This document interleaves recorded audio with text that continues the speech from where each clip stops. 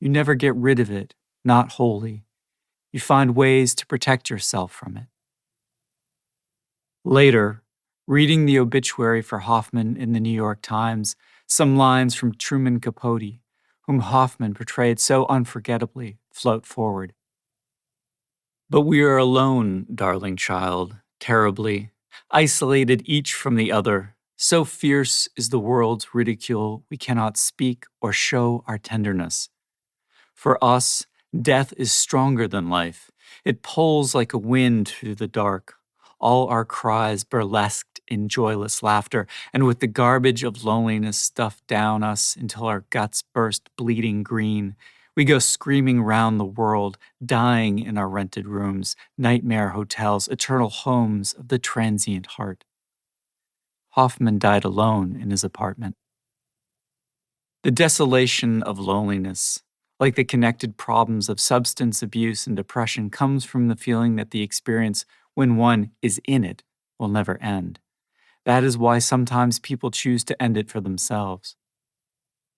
If we are to keep going, push through, or slip around, I believe we must reinvent loneliness in order to survive it. I have been trying to do this my whole life.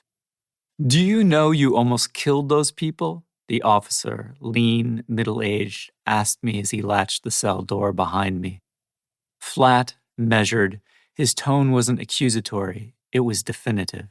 He didn't wait for the answer. I listened as he walked down the gray hall and passed through a heavy door, then bolted it shut behind him. The cell cold despite its being August, its walls painted concrete, the light dim. An 18-year-old kid, I stared at the security camera hanging from the ceiling that was trained on me. They wanted to make sure I wouldn't try to kill myself.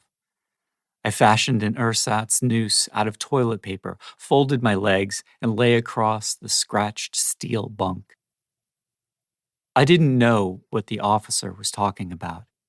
That night, I'd lost hours to another blackout, and it was only his keys jingling in the lock that had led me back to consciousness. Before that moment, I had no memory of the evening. I first began drinking and using drugs when I was about 13. At 15, people started to say I was a nice guy until I got a drink in me. It was 16 when I began to drink so heavily that I lost hours and then whole days to blackouts. My blackouts always had a feel of time-hopping teleportation. One moment I would be taking a long, slow drink from a bottle. Then hours later, sometimes even a day or so, I would suddenly appear back in my body. These moments were much more than jarring, they were dangerous. Sometimes I was in my room or apartment, perhaps in the middle of a sentence. Other times I would drop back into consciousness in a completely different city from where I was when I started to drink. Once, I woke up face down in a puddle in a dark alley behind some family-owned appliance store in Montreal, 300 miles from home. A bloody gash opened across my forehead and nose. A few years later, someone asked me what it was like. I compared it to the sci-fi TV drama from the 1990s, Quantum Leap.